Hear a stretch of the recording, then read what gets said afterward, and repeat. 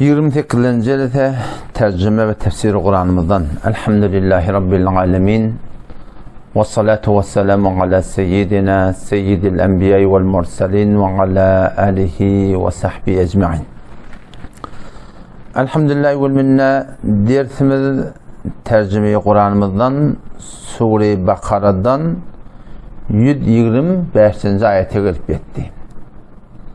Umumi suratında Beni İsrail'in gurrunu ki Kültüm suratında köp ayetlerde Rabbimiz Allah Tebarek ve Teala şunun hakkında gurrun etti, şolara verilen nimetleri aytti, geçerlerini verilen nimetleri aydırlı, olan köpsü geçip vardı. Onda da evde yine şunun hakkında yine de gurrun var.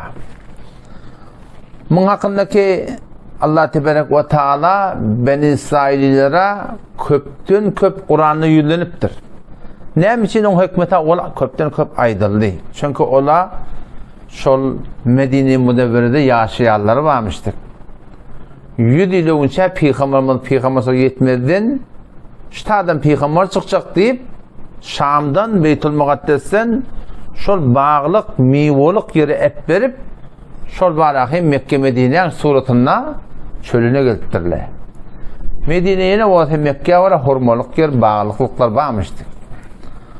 Olabilir olakan millet de şola dolansa, şola iman getirse, köpten köp adamlar ne edecek? Diyanete dolanacak. Çünkü onun bir arkada bir rişe-i ilmiyeti var. Rişe-i diniyeti var. Türkmen burada olsa arkası var diye de biliyor musun? Şu an tamamen Türkmen idaresinde olakan takdirla hayti burada da hak deyse millet de şuna hak deyip şoluru gitmekte sebep. Ne mi deyip? Şun olan azamati, muhabbeti adamın yüreklerine avul oturuğlu ol. Şola nahaka hak etsele ya hakına hak etsele adamla şolun uğruna gidiyorlar. Burada da şol Mekke Medine'de avvallan Tevrat ellerine, İncil ellerine Peygamberimiz gelmeden önce öz dualarını ya Rabbi Allah'a ahir zamanın Peygamberin hürmetini deyip dua ettilerle. İnelekim şuna dolansa köp adam dolanacak. Allah Tebarek ve Teala şolara köpten köp sadı rahmetini alıp fazlına salıp şolara köpten köp yüllenip. Olan gurrun geçenden sonra Rabbimiz Allah Tebarek ve Teala ki geçenki dersimizde geçti. Hazreti İbrahim Aleyhisselam'ın gurrun geldi ki Allah Teala şu nimeti imtihan etti. Ve idibtela İbrahim'e Rabbuhu dedi. Bir kelimetin belli hükümler bilen Allah Tebarek ve Teala Rabbimiz Hazreti İbrahim Aleyhisselam imtihan etti. Hazreti İbrahim Aleyhisselam da fe'temmehu şun yerini yetirip ahirde ona verilen derece ne oldu? Kale inni ca'iluke linnâsi imâme. İbrahim biz seni tamam adamlardan süreyim, pişva karar verecek. Yani peygamber edecek. O şu suratında Hazreti İbrahim Aleyhisselam ne dedi? Ya Rabbi ben oğlum şamdan da şüpharım bir peygamber dörestim. Rabbimiz Allah Tebarek ve Teala düzgününe etti ki bir tane tohmuticin bir Huday Teala'nın yanına erzişi yok vakti giden kavu diyen adamla arkalan sonra oraya bolmasa. Kale la yenalu ahdi eddalimin. Benim Peygamberlik derecem birini vermeye olsa zalimlere verilmeye. Sen oğlum şundan kavu otaşalara verecek yok da verilmeye diyor. İndi dersimiz tarihi dersimiz şulaydı. وَإِذْ جَعَلْنَا الْبَيْتَ مَثَابَةً لِلنَّاسِ وَأَمْنًا وَاتَّخِذُوا مِنْ مَقَامِ إِبْرَاهِيمَ مُصَلًّى وَعَهِدْنَا إِلَى إِبْرَاهِيمَ وَإِسْمَاعِيلَ أَنْ طَهِّرَا بَيْتِيَ لِلطَّائِفِينَ وَالْعَاكِفِينَ وَالرُّكَّعِ السُّجُودِ Yapılan ol bir vaktinde yapılar. وَإِذْ جَعَلْنَا geçen zamanların gurrunu. Bizim Peygamberimiz veren İbrahim Aleyhisselam Peygamberin arasında 4000 yılla ara var diyorlar. 4000 yıllarında bizim Peygamberin ölgelip geçeni de 1445. yıllarında ondan anırak belki. Şu zamanla Huday Teala yatlap. Neme delil? Delil var ahim Peygamberin haklığına. Ve iz cealnel beyte yatlan olvatin Allah Teala diyor ki biz Beytullah'ını Kabe-i Mukarreme, Mekke-i Mukarreme, şu Beytullah'ını Allah Teala ne dedi? Mesabeten linnâs. adamlan üýşmekliginden seymaylandyrdyk diye. Adamda şoňa bir barsa ýene baraty diye. Zolda şoňa hiwat etdi. Başa näme we amna Allah Taala düşün emne garar berdik diye. Mekke bir emniyet diýeri. Oňa emniyetine faqat Beytullah'ın o 400 gün var. O da belki haram bilen gabat emmedi. Şotan Allah Taala emniyet goýupdyr. Hatta şoda da heýwanly da emniyet esas etýär. Kepterdir ýene bir at uçup gelýär şoda da. Şu harame girenne şol başa ağusulan ağlamayanı bilýärli diye. Kepterli bir zatla yan zanda du diye. Şola şeýle bir emniyetlerini şol esas etýär diye. Hatta şol Kabe'nin şol haramyň hududuna bir adam hamana bir ýalňyslyk edipdir. Ulasa adam öldürüpdir. Ya haýdy bir jurm edipdir. Şony muahaz etmeli, tutmaly, kısas etmeli. Hulasa şoň başda bir hüküm var. O zaman şol hüküm ba adam nämetde? Şol haramyň hududuna girdi. Biziň mezhebimizde şoňa da diýilmi? Düzüp bilýärmi ýa-da? Bir adam öldürüpdir. Ya haýdy bir iş edipdir, şony zyndan oklamaly, tutsa oklamaly. Hulasa şoň başda bir jurm var. O zaman gelýär bilýärmi diýe? Gaçýa şol haramyň içine gelýär. Hanefi mezhepde şoň Hudaý Teala we amna ki biz şol Kabe'ni, Beytullah'ni, harami emnaylandırdık, emniyet aylandırdık diye de şoň içine giren adama hiç kim hissat diýmellerden. Mamazan rahmetullahi aleyh şu Kur'anyň şu hukmuna göre şol Kâbetullah haramyň eger hududuna bir girasa haýsy mujamadan şoňa da diýmeller diýdi. Şoň kune şeýle diye haramda. Ama bir adam öldürüpdir, haýdy bir iş edipdir de mujam bolýar diye. Edilen iş näme diye şoň immanda bir alamat takýaly diye da. Belli bir könek. Belli bir zat şoňa dakýaly ki o da şu falany şu häkim mujrim şu kadar adamly bilýärler diye. O zaman näme etýärler diye şonu ýene bir mecbur etýärler, şoň üstünde kalat diýmeýärler da. Mecbur etýärler ki daşy çykyn diye da. O zaman tutýarlar diye. Onda holalan bir ýerde ýalan sormaýyn, men Mekke giderden bir ýerinden men eşitdim şunu.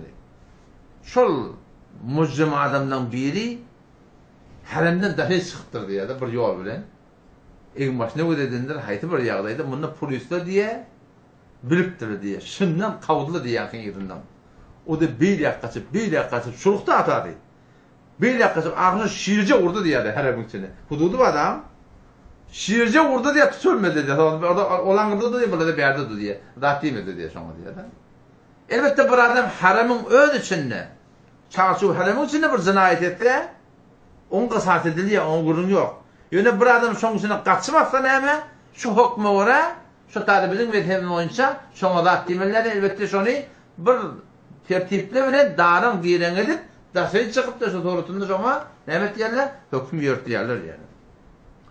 Odan sonraki hukm ştadan Allah Taala ki "Vettaqidu min maqami İbrahim musalla." Rabbim Allah Taala diýär şu İbrahim'in makamı İbrahim ma şu taada hukmetdik ki şondan näme? Namaz okumaklyk ýer tutulmykdyr. Yani şular namaz okuyun diýip aýtdylar. Makamı İbrahim diýerleri Hazreti İbrahim Aleyhisselam'ın ulaqam bir destany var da. Ulaq bir destan.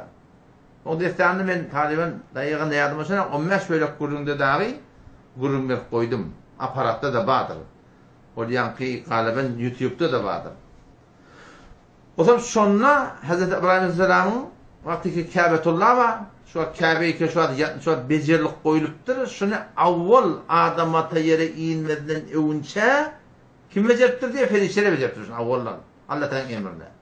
Sonra adama ta bejeripdir diye. Elbette bu hakynda bir belli bir hadis sahih ýok da, hadis ýok. Tarihi gurrunda. Ol aňyrdan ehli kitabın kitaplarına şoň hakynda bir zatlar var. Awwal başdan ferişlere bejerýärler. Sonra Hazreti Adam ata aleyhisselam şony Kavsuratın ýamaşan tecdidi bina edipdir. Şu tecdidi bina şu durya ta ki gelýär Nuh aleyhisselam wagtyna. Nuh peýgamberiň ýanky suw gelenne küllü dünýäni suw alypdyr diýär da.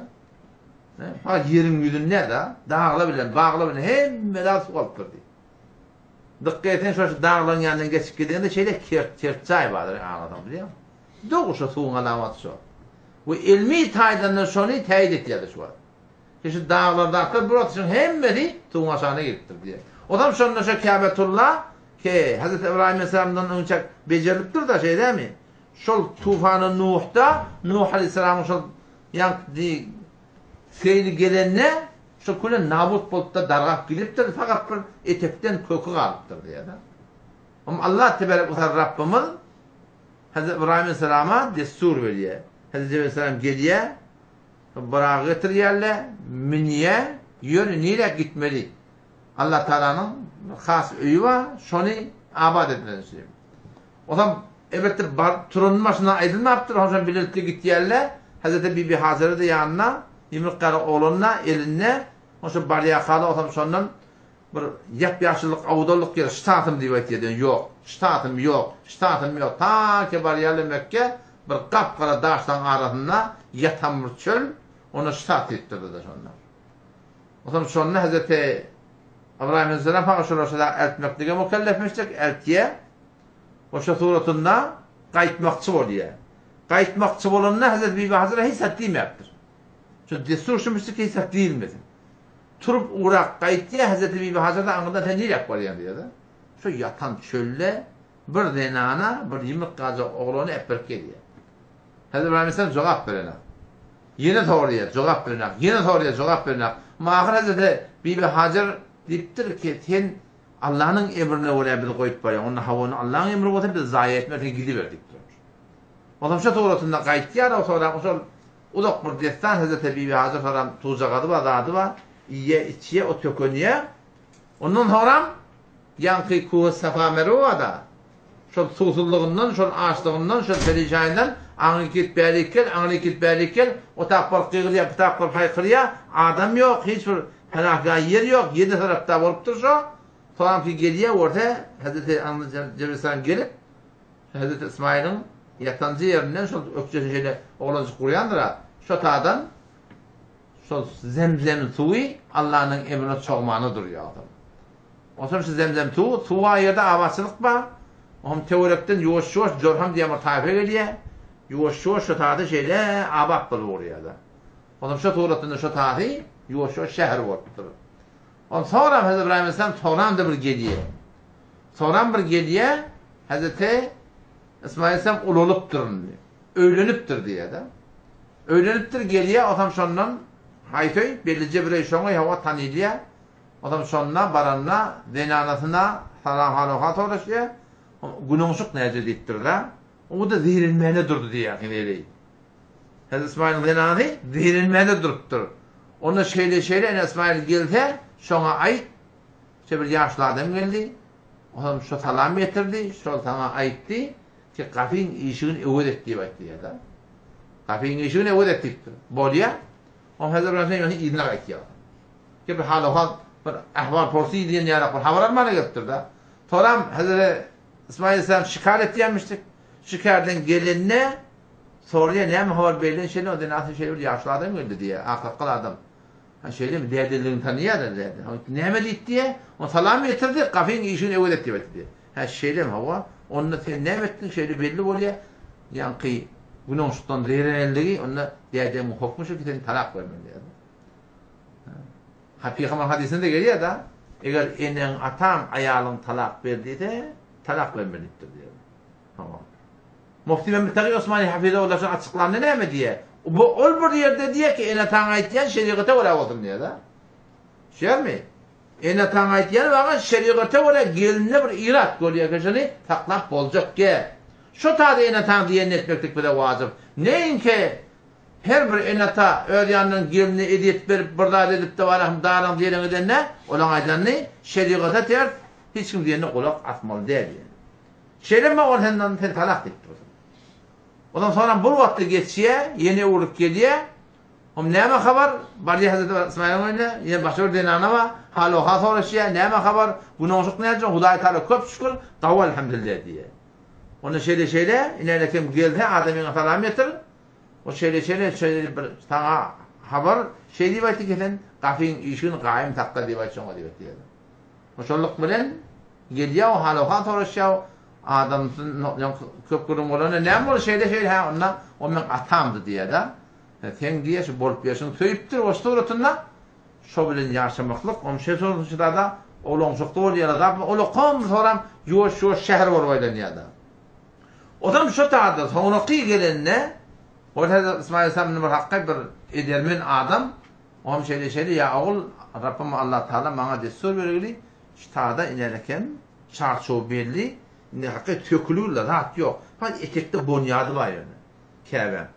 Şimdi ben becerek kendime kömekçi otam boya diyeceğim ben de kömekçi. Şunu hem Kâbetullah ştada beceriyerler. O şey becerenler şey Makam İbrahim için direkt oluyorlar. Şimdi Makam İbrahim yani İbrahim mesela şurada bir daşa minip şunu şeyle göğünger kiriptirler. O da daşa Allah'ın emrine şey etek göğünger gitti yani. Şu zamanın asansörü alır buraya. Huday Teala'nın kudretinle hem medat ne Huday Teala neymiş o arayım o. O defede düngler saklap koyaktır yani. Aşağıda hissediyor. Allah'ın emrine her bir dak boluyor yani. O zaman bize ümmeti Muhammed sallallahu aleyhi ve sellem mesela emir oluyor ki şu makamı İbrahim'in emretme şu tada vettehidu min makamı İbrahim'e musalla. Ki şu tada bize namaz okuyulmaklığı ne oluyor biliyor musun? Zayi namaz almaklığı hüküm oluyor yani. Şimdi doğrusu ama naferezen malakim şey makamı İbrahim moda şu tada şu İbrahim sen ayak sayda bağ diye şey etekte. O zaman doğrusu ödüne karşı bakıp bu Kabe anırda bu da sen şu ilde durup okumaklık davutu şey yani. Davutu şu. Sünnet şu tada şey namaz okumaklık. Yok mümkün ne de usulsun sünnet. Haramın haydi bir yerini okuyutun. Şu iki rekat bizim boyunda vacip şunu okumaklık. Ne buraya diye? Caiz buraya hiç müşkil yok. Sonra hukum neme? Sonra vahidna ila İbrahim ve İsmail. Allah Teala diye sipariş ettik diye. Tavsırda Kur'an-ı Kerim'e İsmail Aleyhisselam'a ki nemen tahhira beytiye. Kimin Allah'ın öyünü paklen hem itikadi hem zahiri Allah Teala'nın öyünü arattırmaklık bizim boyunumuzda bir borç şu. Ulemalar ayetiyor da serfen fakat barakim Beytullah hakkında der diyorlar. Şu aşı mescitlerde şeyde. Şu mescitleri şu arattırmaklık hem itikadi daydan arattırmaklık hem de ameli yani divarını zatla arattırmaklık böyle bir ulemaların borç yani. O zaman şu da Peygamberimiz ne diye mescide geleceği soğan yiyen adam, sarımsak yiyen adam bizim mescidine gelmedi. Şundan tahhira beytiye gelirler. Kimin Allah'ın oyunu doğru Kâbetullah makamı koydu. O mescitte de Allah Teala'nın oydu. O zaman şu da soğan yiyen adam, sarımsak yiyen fark etmiyor. Haydi bir adam üstünden bir portu iske diyen olsa şu mescide barmallardan meğer ki şunu iyisini ayırmalı. Yani çok iyisini ot kullan bilen imanlı it olsa mesvak bilen haydi bir soğatın şey iyisini ayırıp barmaklık gerekir. Baştaki adamlar ediyet olmadan ki şu da olağan bir günahkarçılık var yani.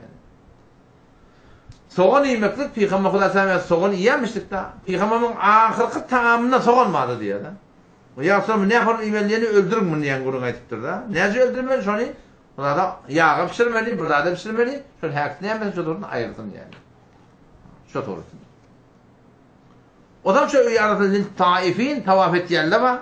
Vel akifin etikaf ettiyenler var Beytullah'da. Vel rukka'i sucud ruku ettiyenler var, secde ettiyenler var. Şu namaz bu diye biliyor musun? Ruku etmeklik var senin namazda. O zaman Allah Teala'nın hükmü ştada şu zamanda müriyatlattır. وَاِذْ جَعَلْنَا الْبَيْتَ مَثَابَةً لِلنَّاسِ Yatlan ol vatini ki جَعَلْنَا الْبَيْتَ Allah Teala aylandırdı şu Beytullah'ını. Ne aylandırdı? مَثَابَةً لِلنَّاسِ Adamdan uğrup parmaklığına bir zahir. Merca, mahalle içtimai merdum. Adamdan şu üşüyen yere aylandırdı Huday Teala şurada. وَاَمْنَا emne aylandırdı. وَاتَّخِذُوا Allah Teala ettiği hükmettik nemani. Min makam İbrahim'e musalla İbrahim Aleyhisselam makamından zayi namaz şu tarzda namaz okumaklık hüküm oldur. Vahidna ila İbrahim Allah Teala emrettik, sipariş ettik. İbrahim Aleyhisselam'a, İsmail Aleyhisselam'a ne hüküm olurlu en tahhira ki arasalam beyti min Allah'ın öyünü lit taifin tavaf ettiyenlere vel akifin etikaf ettiyenlere vel rukka'i sucud ruku ettiyenlere secde ettiyenlere diyor. Huday Teala'nın ulaqamır hükümleri şu biliyor. O zaman şu derden çünkü mescidi her bir yağdaydan arastalamalı. Bir vakti bir mescide gelen bir mescide gittin. Bir mescitte bir adam sesini azalttır diye da. Hazreti Ömer radıyallahu anh hey nerede durun biliyor mu deyip dur diye de şuna.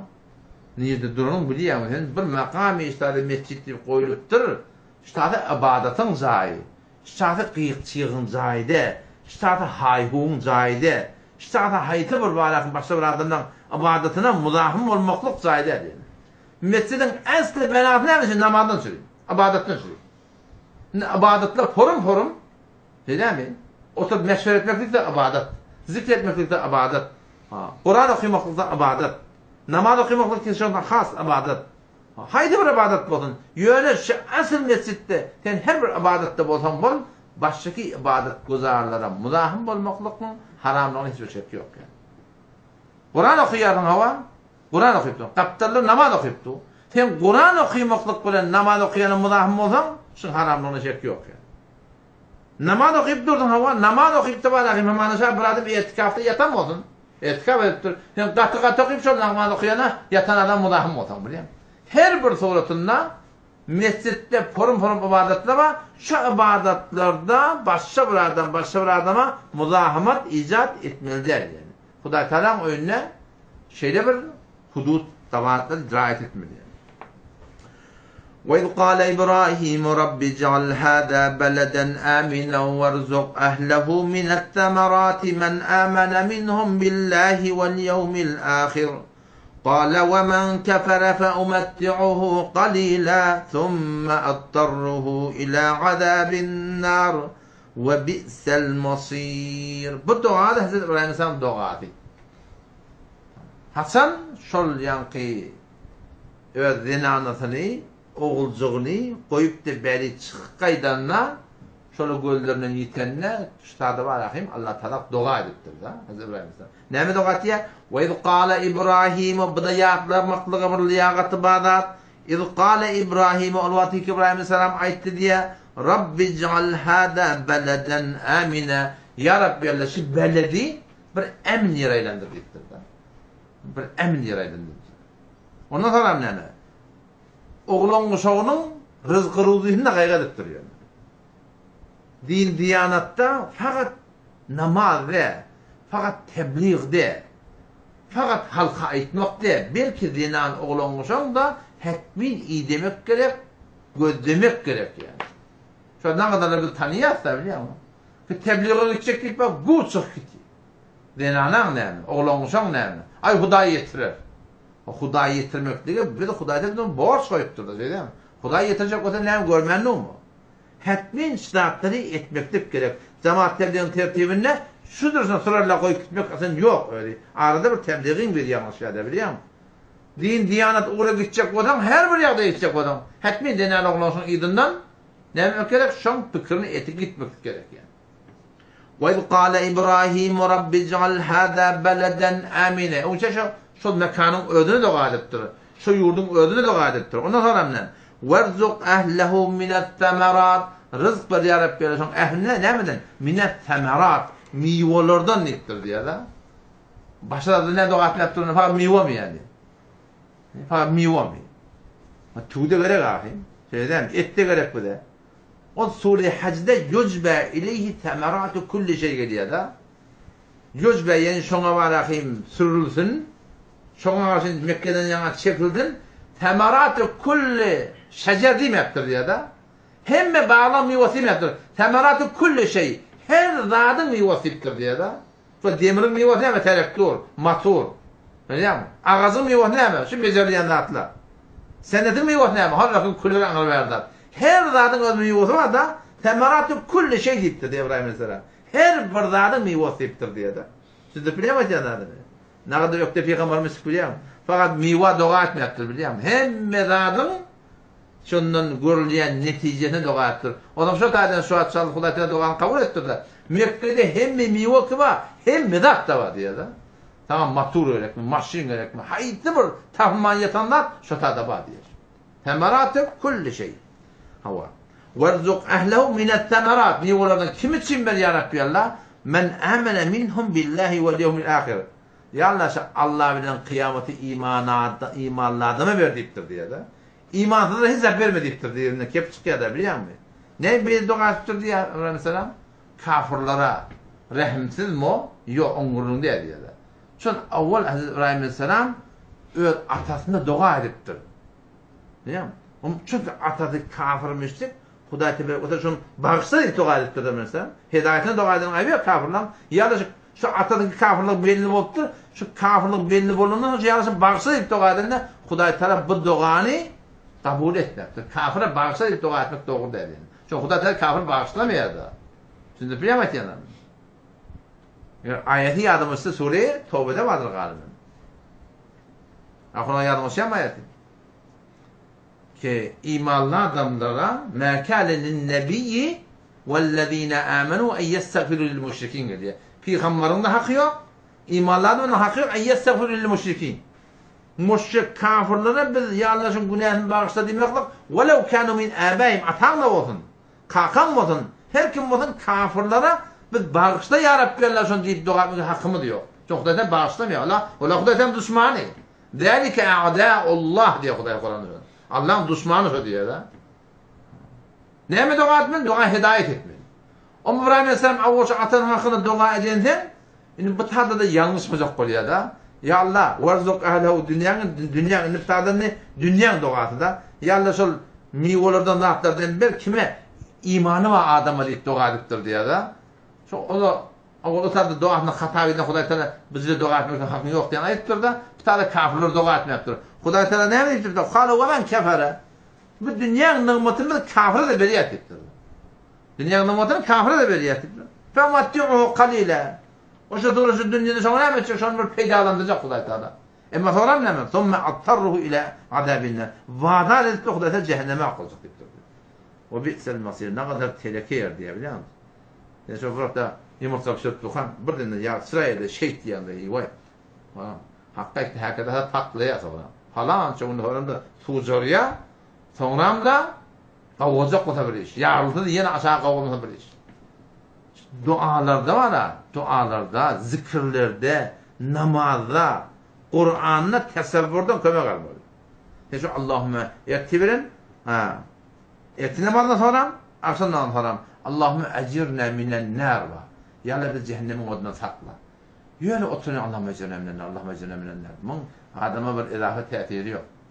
Cehennemde yerler 7 kat yerin aşağıda diye, sonra şu cehennem, şunu yani lavurdap duran o hatta, şuna girecek adam. Bir elin yanmak, bir kolun yanmak, bir ayağın yanmak diye de, şu lavurdap duran o da girecek, şu o da girip, onun şu imanına etti, hemmedi pişip yanıp eriyecek, dökülecek, kudan yeni tehdit verecek. Ya mesela yeni yanacak, yeni tehdit verecek. Şu dol tekrar oldu diye Hudaý hakikaten. Tekrar et. Şunu adamlar ne yapalım kıyıklayandır, ne yapalım çığırlayandır. Kullemen nadicet culuduhum bişip kullen hamlarda atları etti. Bir şey diye de beddennahum culudan gayraha diye. Yine de Hudaý Teala et verecek diye. Yine diye maşan bitecek diye de Hudaý Teala. Ne için Arap'ta atmalı. Onun için şu ibadetlerde ben şu tesevvürden kömek almalı. Allahümme ecirne minen nar diyende hıyalında git şu yerin aşağına. Kardeş, ol bir dervazı cehennem var ha. Cehennemin dervazası bir kafirler o lokon çukur kalıp yerin aşağına neyemden kalıp eterek gidiptirler de biliyor musun? Sonra korkatıp etek kaçıp onun eteğine durbini verip burada diyor falan şu ahırdan bir ses alıptırlar diyor da. Sesi var, men şöyle ertebinin şu postunda koyayım. Adamdan sesi şu. Bir kıyıqlayarlar, bir çığırlayarlar, eşitlerini hof ettiyen koydan. Kafirler sonra şunu batır ettirler. Kafirler şunu batır ettirler. Ne mi deyip? Şunu ola kafir da karal şu dünyanı satmalı olur. Onu adam ne ise iman getirecek. Onu adam ne ise iman getirecek. Cehennemin şu yerin aşağında şu Allahümme ecirne minen nar diyende şol yadına atalım. Allahümme nes'elukal cennetel firdevs. Şu cenneti yadına atalım. Allahümme zevvicni minel hurun ayn ya Rabbi Allah. Bana şu hurun aynlardan şu suratını cübte diyende şol kıyışarp yatanın bir yerin yadına atalım. Şuna var akım sen hevayet edip bu dünyanın bolal olmadığından var akım el çeker yarak, gözün yımar yarak biliyor musun? Kur'an okuyanda da şeyde. Namaz okuyanda şey dursun da şu okuyan adına fıkret öğüdüğünde ne kadar namazda halavatlı oluyor biliyor musun? Onun şeyle Hudaý Teala şey dedik de, o kafire de verecek deyip bu dünyada. Belki Hudaý Teala şu dünyada kafire veriye diyen etmehine zaten diyenler diyorlar. O şey köp Müslümanı tehlike fikri okla olha. Falani kafir diyen de ol. Yahudi Mesih'i adam osmanlılar. Binamallık gelmektik de adamına kofur. Düş tadı bir yerime arkadaşlar da. Şagirdlerim diyor ki. Hey Allah'ın. O falani gururunu eşittim diye binamal kafir diye baktı diye. Ben de şurada bir mezhep daha ben neydim. 4 mezhepten bir mezhep Ahmed bin Hanbel rahmetullahi aleyh binamada kafir diyorlar. Bırtı namazı. Bir adam bırtı namazı terk eden kafir diyorlar. 4 mezhebin, 3 mezhebinde binamada öldürmeli. Olu kitiyene kafirlik derekli de şol uluğun günahlık derekli diye batıyarı da. Ta'zir derekli.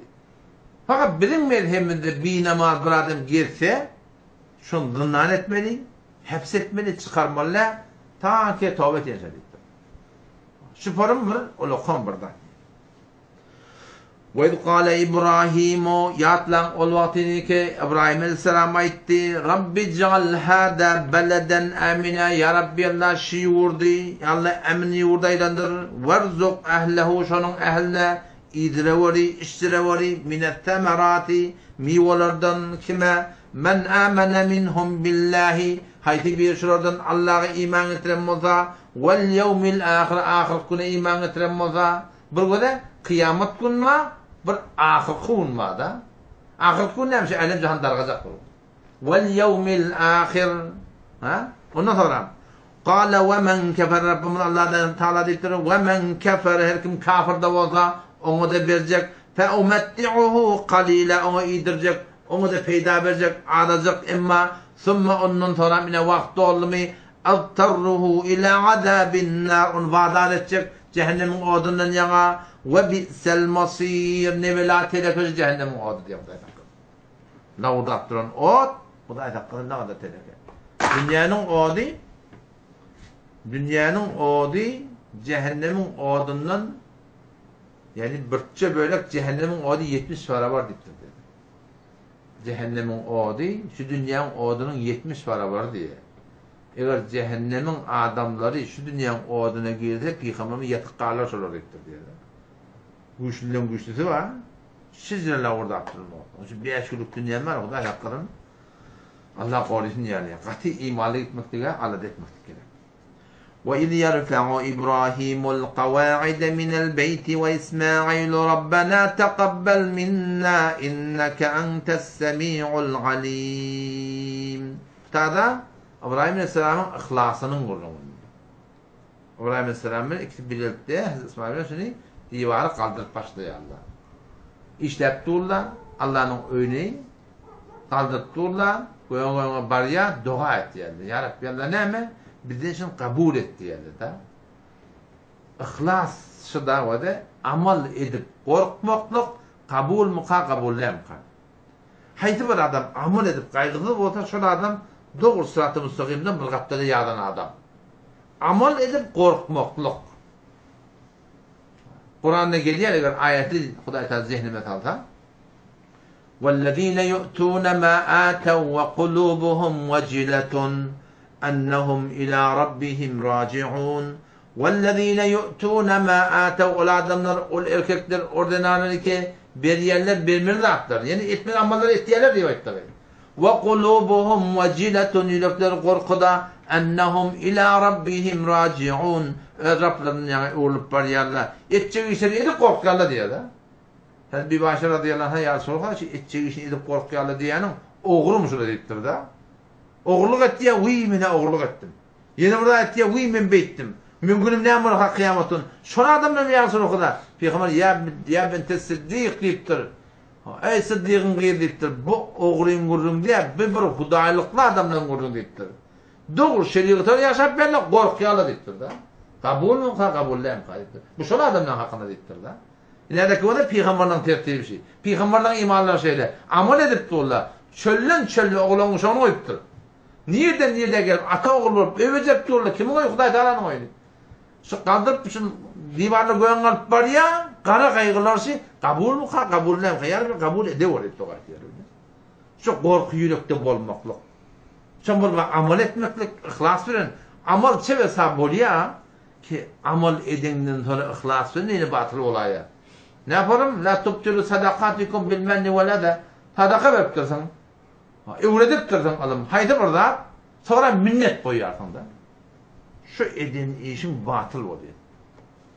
Yine sada bir noktaya değinene minnet koyuyor diyende kağıtlı bolya da sen ahım mola sokta da bolyan da oğul atalıkta da bolyan da ene kıyılıkta da bolyan da hemtaylıkta da bolyan da dost yarlıkta da bolyan da keten bir yerine köp yaşlılık etiyen köp yaşlılık etiyen ahır geliyor hakkayt namarçılık etiyen sen yaşlılığına yamanlık etiyen da otom sen şonun canın yanıp şon yüzüne bakıp sen falan nereden men şey ettim sana demeklik bana minnet değil mi? Şu o tada peygamber de şey dedi. Peygamber Aleyhisselam mübarek hadisi var. Mekke fethetiyerler köpten köp ganimet bolya aliyallah. O zaman sonra Peygamber Aleyhisselam eğer alfaz manaları hadisten yadıma düşse sonra hava muhacirlere kâre ganimetten verdi Peygamber Aleyhisselam. Ganimet alıptır da. Muhacirler ki Mekke'de Medine var. Ensarilerle ehli Medine var. Muhacirler ki Mekke'de Medine varıptırlar. Şolara ganimet kâre verdi. Bu sahabeler ki ensariler olsun bunlarları şimdi biraz kıyın gördü diye da. Peygamber Aleyhisselam biraz kıyın gördü diye. Peygamber Aleyhisselam sonra yüzlenip mefhumcu da siz meğer gomrah diyediniz mi? Men geldim sizin hidayetinize diyelim. Hava diyelim. Siz falan nerediniz mi? Men geldim. Men siz falan nereden? Şu her ki orada eden zatlarını, eden hıtmatlarını, zatlarını sonra ayet yapıyor. Onu yansıdığında doğru et yardım diyelim. Dımdır oraya edepli. Oraya edepli. Onu piyansa oraya yüzlenip diye, siz ne aydanlak diye. Sen o vaxtdan şehrinden kavulmadın mı Mekke'den? Biz sana zayi verdik. Sen bir penadın, biz sana pena verdik. Sen palandın, sen ne aydanlak diyorlar. Öyle keplemeyerler. Şimdi yanak yerde Peygamber de diline getirip çok yani. Bir vaxtda sen bir yerine yaşlılık etiyordun. Ustad olup yaşlılık etiyordun, ata olup yaşlılık etiyordun, ene olup yaşlılık etiyordun, hemhal olup yaşlılık etiyordun. Hakkı sonra manakına ki Türkmenin ters meslekliğine sana yamallık etmeyendir, yamallamanıdır da şimdi yanak yerde Peygamber de diline alıp şak edince aydıptır. Ona minnetlik olmuyor. Sonra o da insanlar zerfiyet var da, insanın her türlü kavında bir medeniyelik var. Ahir o da akyadı yani biliyor musun? Minnetin çimaydılar, içi yanıma ihtiyadı şu biliyor musun? Kahar yer var diyenler. Şunu yanak yerde mesela havada olmadı. Arada bir ya da, arada birine kaharlandım biliyor musun? Mesela ahullu dedi, ahlakınız Peygamber'in kıyarak olmalılar mı var dedi. Biz Peygamber'e yarak olmalılar, siz sahabe'ye yarak olmalılar mı var dedi.